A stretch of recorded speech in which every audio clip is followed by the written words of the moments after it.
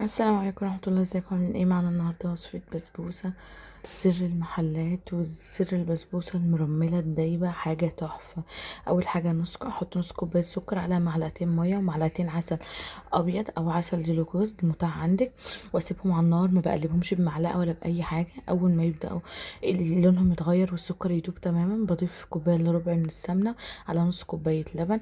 هنا أنا بجهز الشربات بتاعي: كوباية ونص من السكر، كوباية ونص من المية، بحطه على النار.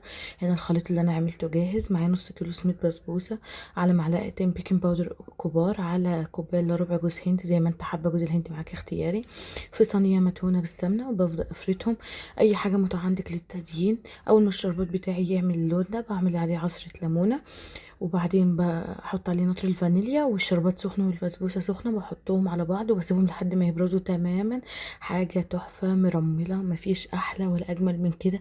جربيها ان شاء الله تعجبك.